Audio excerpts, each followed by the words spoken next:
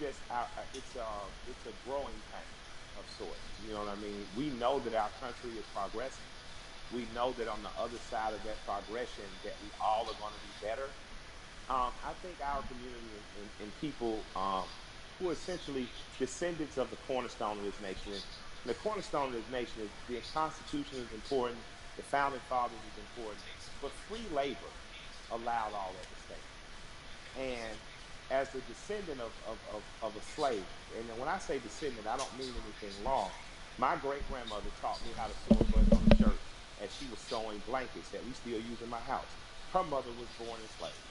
So that's how close slavery is. I know how to sew a button because the slave taught her child to, and that child taught me to. That's how close. So I think that I'm excited that progress is happening, but I know on the other side of that progression, Breonna, Mr. Floyd, brother that was killed here, there are martyrs, and we've long been martyrs for the progression of this country.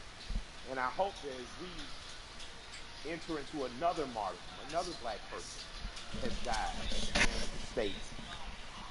I hope that we enter this coming out determined to see justice on the front end, and not only when we're angry. I hope that coming out of this, the young people that are in the streets organizing, continue to organize in the time of peace like they are in time of war, because they're organizing effectively. They're causing systemic change in the immediate and not some protracted campaign. And I support that. And plot, plan, strategize, organize, and mobilize. And as long as you keep doing that, you're going to capitalize off the gains that you're making. And I appreciate, and I don't mean capitalizing monetary way. I mean, these kids are capitalizing progressing. Organizers on the ground root level who've been working for years, they're campaigning around police brutality and violence, have in an instant been able to organize people to progress law. Yeah, it's been a lot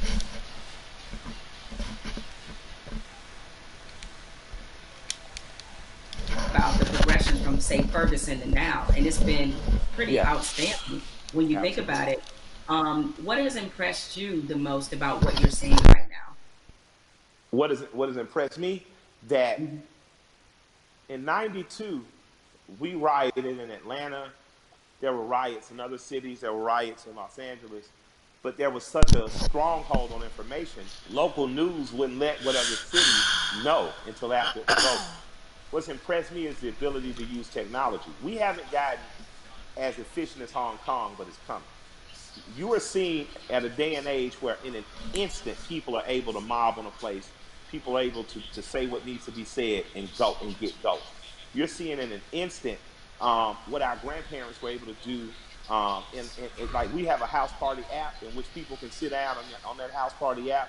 You can organize with those 8 people to know what are we going to do in school, what are we going to do in local school boards, what are we going to do with city council. Our grandparents used to have to do that in the basement. Now you're able to do it over your phone and organize I'm effectively and going. immediately. So I'm impressed by the level of organization I've seen. Because when I was an organizer at 15, 16 years old, we'd have to literally meet for 30 days to plan something that you might strike that might be 3 hours or even 30 minutes, but you're constantly there. These kids are able to do it, and these young people and these organizers are able to do it in a blink of an eye. But that only happens when you train like Floyd Mayweather. Organizers are like Mayweather. They never not training, And I think that these are the people again that we should be looking to follow in these times. So you dropped a mention of the House Party app. Mike, are you on House Party? You use it? I just found out about it. I got the cool people in my life helped me to what's new. The two apps I'm most interested in right now are House Party, and there's an app called Convos that allows me to speak directly back and forth with people. That's a lot cooler than sometimes Twitter where stuff gets lost in translation. But I'm still over there tweeting with the angry moms and dads. Shouts out to the old folks.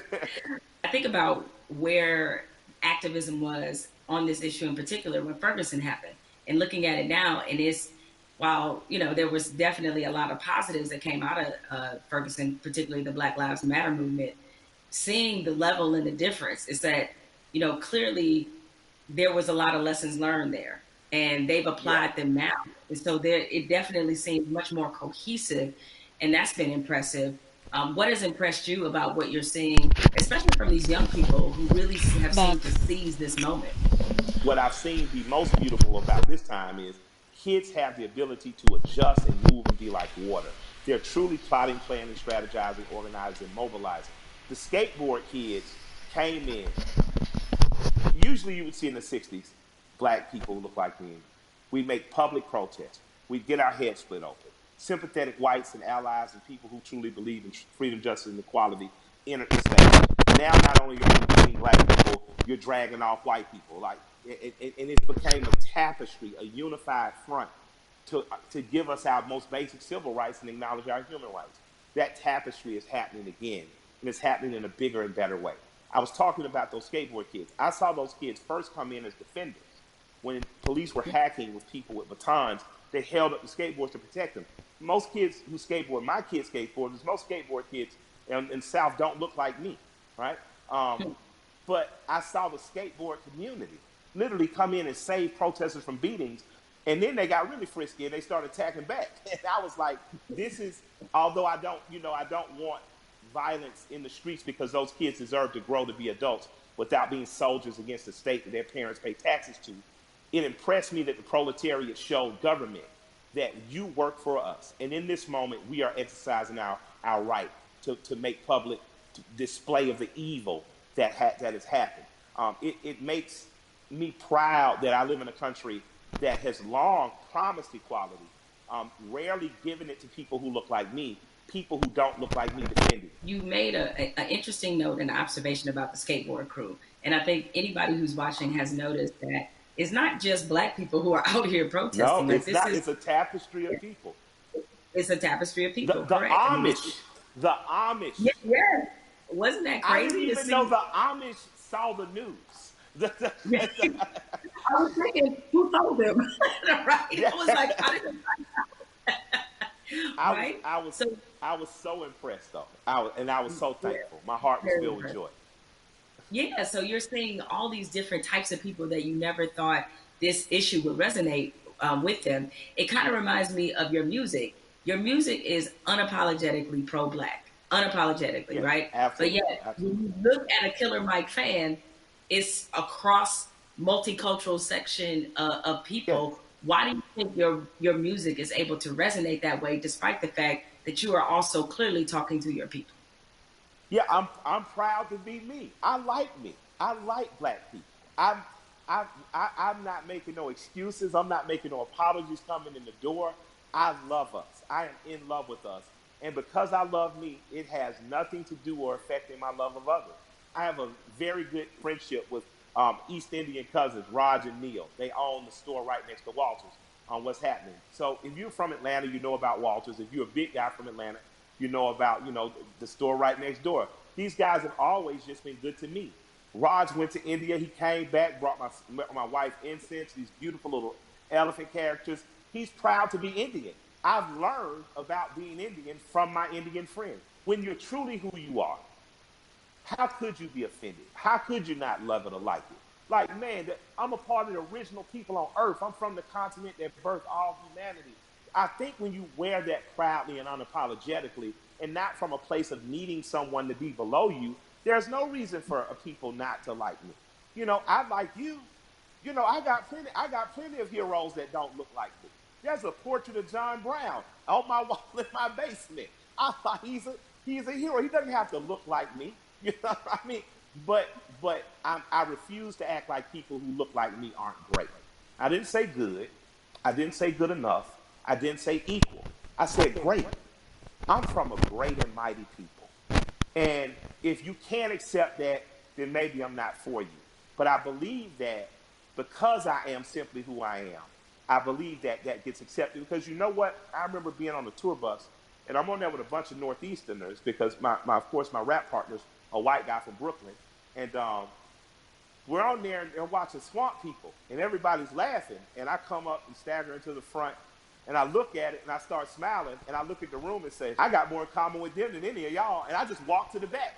Now, because it's the truth. I'm a Southern boy. My grandparents from Alabama and rural Georgia. I grew up more like people on those shows. So I think across cultural lines and across racial lines, people identify with me, but just because I'm your typical American guy. You know what I mean? And I have some special things I'm not going to deny that I'm special. I was a smart kid, went to Morehouse, had an understanding of some cool stuff. I married a beautiful woman, that helps. But I think that ultimately what resonates with people is that I'm a regular guy. One of my best friends in the world is a white guy from Brooklyn. So I think that people understand that I have the ability not to look past your race or ethnicity, not to look past who you are culturally, but to look at it and love it and learn from it without wanting to co-opt it or be it. What you're talking about, in a very succinct and robust way, is really allyship, and that's been a Absolutely. word that, yeah, you have a lot of. It sounds like you have a lot of really great allies that are in your life now. In this moment, I've gotten the question constantly. I assume you have too, about how to be an ally. What do I have to do? Right? I've had so many conversations with white people, like really good friends of mine, in the last Yeah. 2 weeks, where all right, guys, I appreciate your enthusiasm, but Yeah, but hold on. Hold on. hold on a second, just relax. Absolutely. But nevertheless, that being said, is that, what would you say to somebody who wants to not only be an ally but be a good ally? You want to be a good ally in this moment, white corporation, white person with the means, that's a worthy allyship. On a ground level, if you're just working hard every week, you don't know what to do, you're an electrician, you're a plumber, grab one young man who doesn't look like you, a young woman, and teach them that trade. That's allyship. Allyship isn't just throwing the money, but if you got the big money, put it towards somewhere. But on a very real and basic level, my son had an accident with a man named Keith. I bought my son a car. My son Malik, with a very pretty girl in the front seat, rear-ended this guy. Uh, Calls me. I pull up to Keith and the police officer. I say if he'll allow me to handle this privately, I just don't want to call my insurance company because I had just gotten in an accident. I drive fast. My son Keith, in good faith, gave me the opportunity to do that, and me and this man became friends. I'm literally friends with this white man who told me about Atlanta pre-white flight and desegregation, who's taught me about fatherhood and the importance of presence in your child's life. That doesn't happen if we're not open for it to happen. So an allyship with white people doesn't have to be an organization of saving the world, but you do have to do what me and Keith did. You do have to, on blind faith, trust someone who doesn't look like you and allow that person to educate you. So an allyship is not just calling your black friend saying what I do. It's going to black organizations that might be local and saying what am I do.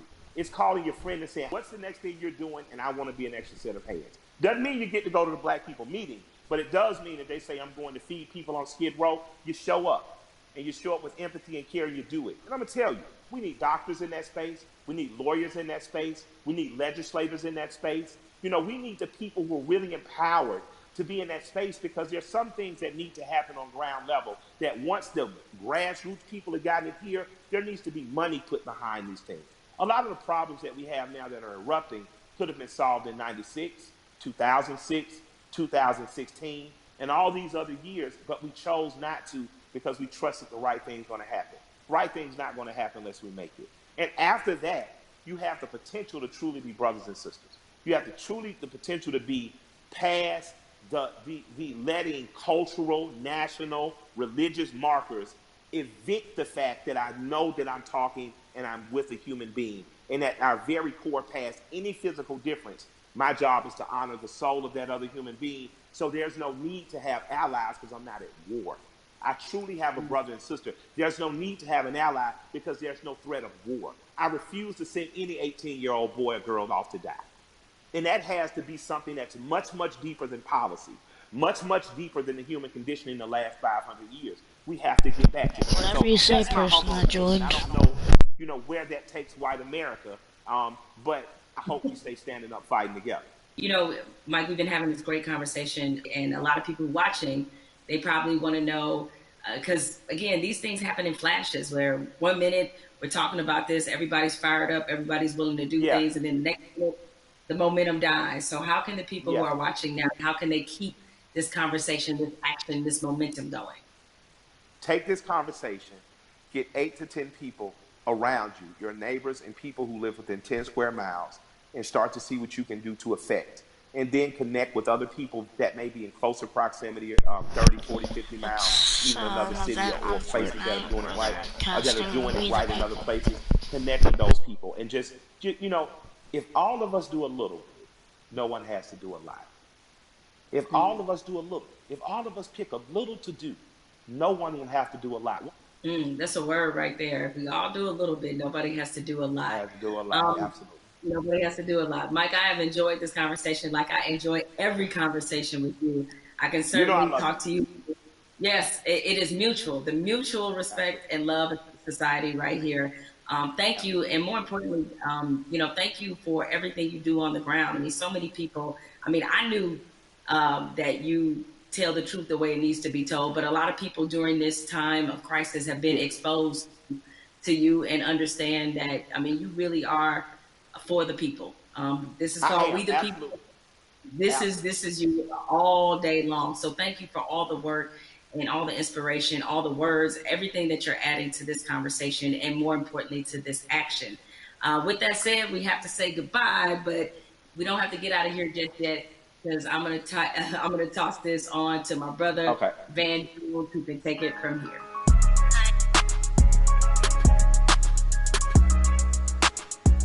Jamel and I, we spent the past hour, we've been talking to Killer Mike, we've been talking to Elaine Welteroth.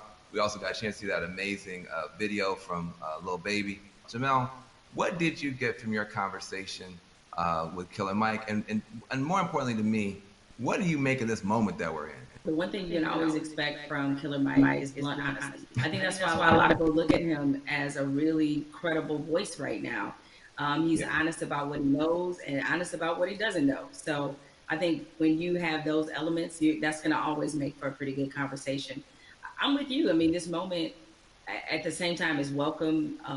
It's also a little bit surreal in terms of what took us so long to get here to make sure that we're not always starting from ground zero every time we have to have a significant conversation about race in this country. Why do you think it's different this time? Because I mean, there have been videos before, and yet people still now act like they're shocked. Help me understand what's different this time from your point of view. What's your theory? It's two things that I think stood out about the George Floyd video. One, there was no yeah, but. And granted, in my mind, we've seen videos where there was no yeah, but people nevertheless invented a yeah, but.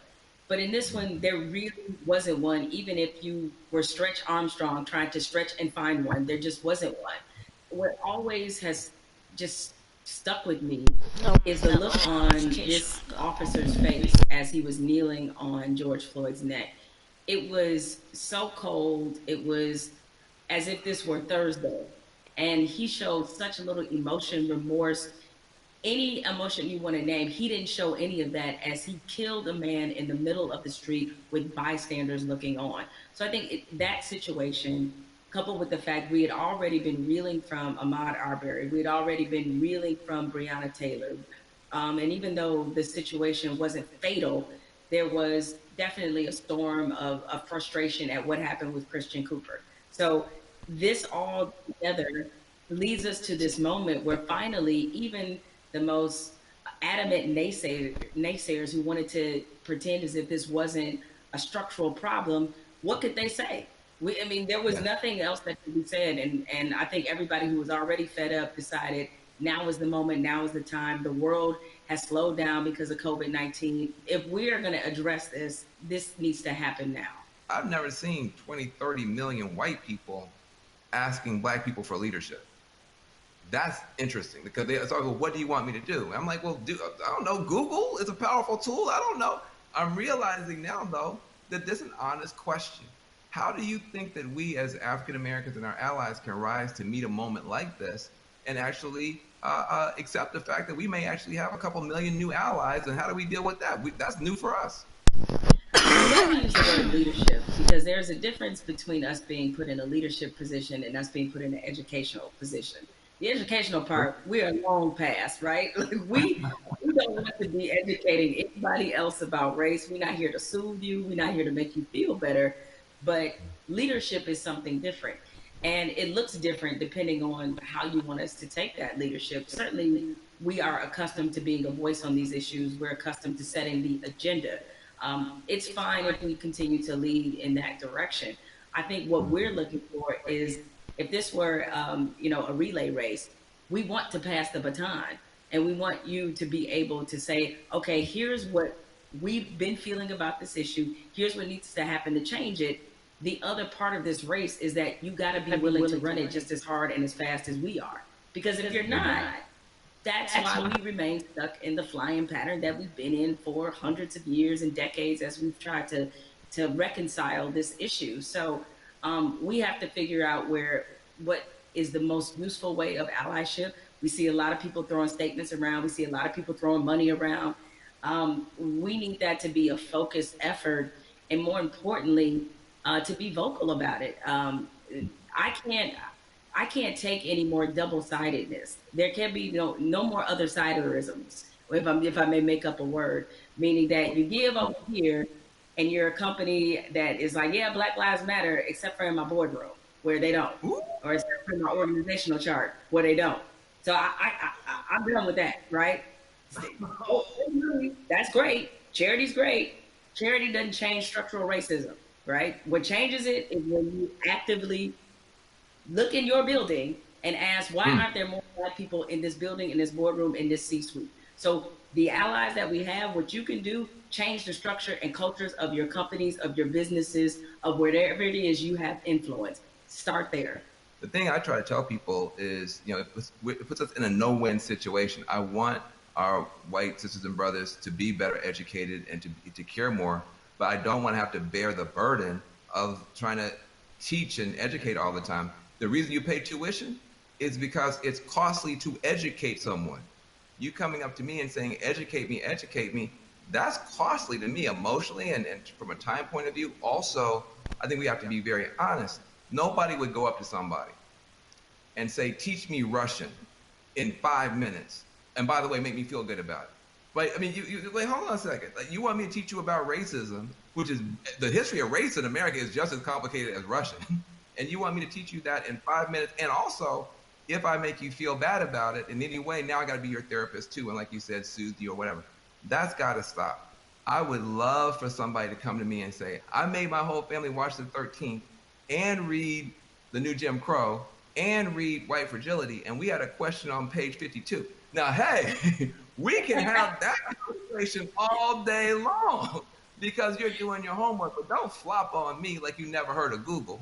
If you wanted to know about cryptocurrencies or whatever, you find that stuff out before any Black person ever heard of it. So I'm sure you can educate yourself about anything you want to know.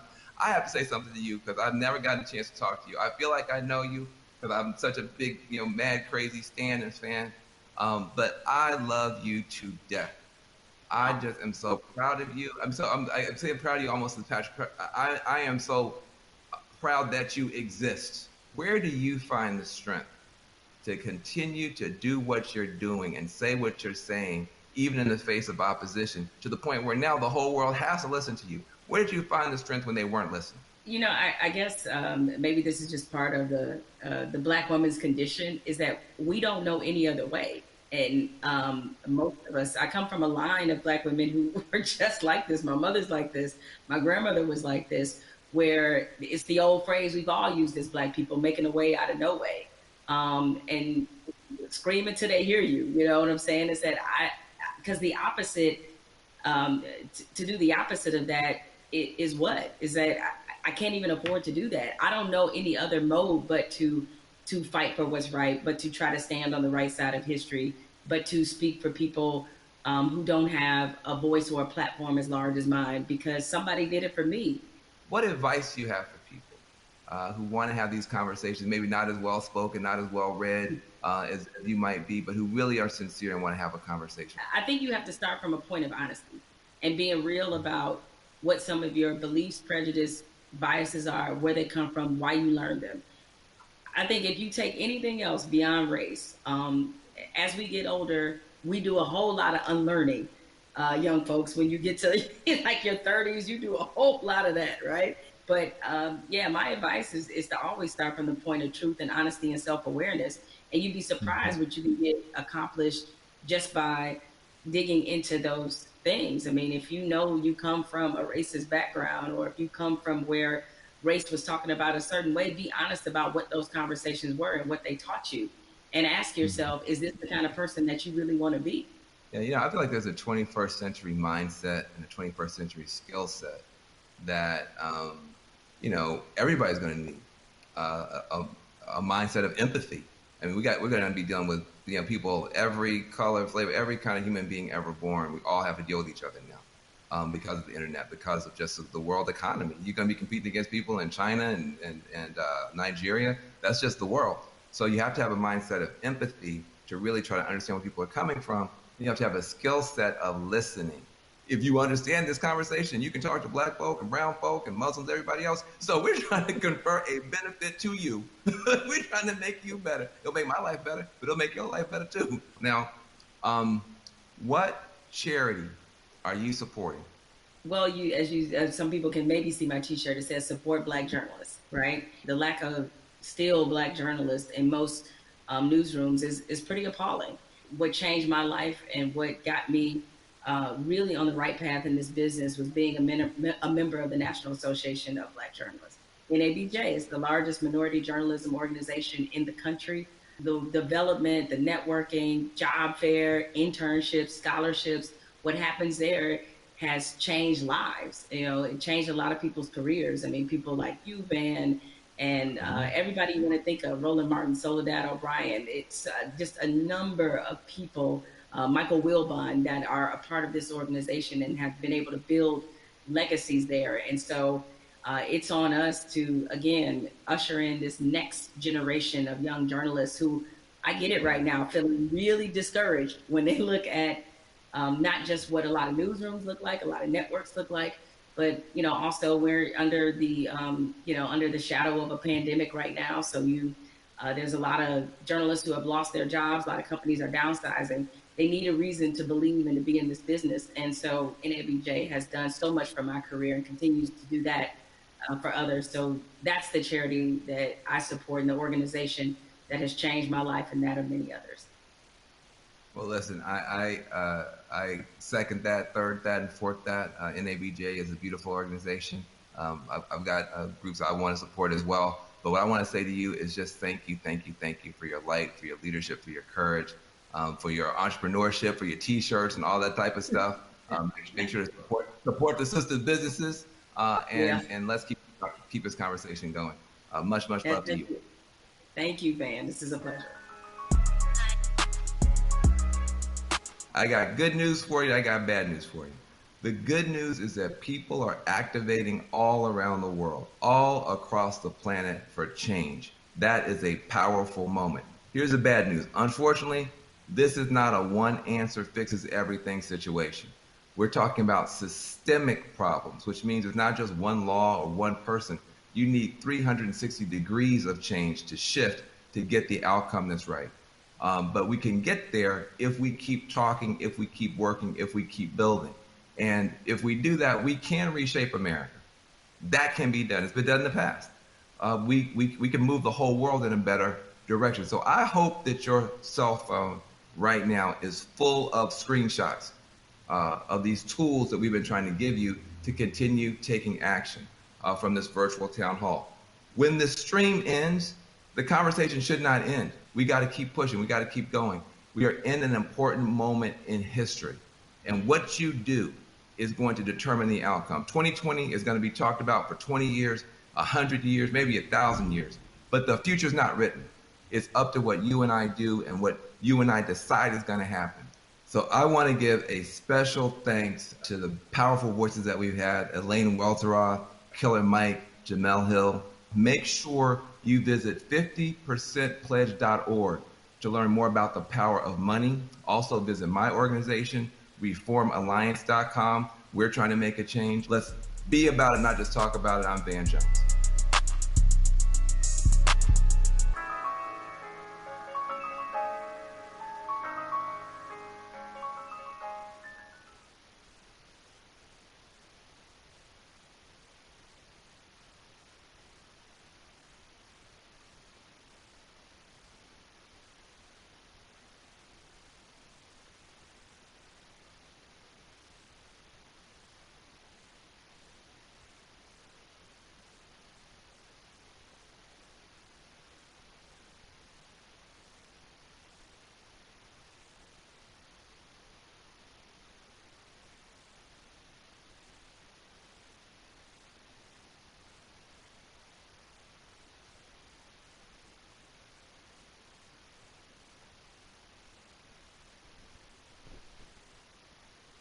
Hello? You can comment and talk to me. Well, that was the end of that. As you can see, everybody went back over to the music section, which is all the way over here. I guess that's the end of the stream. Since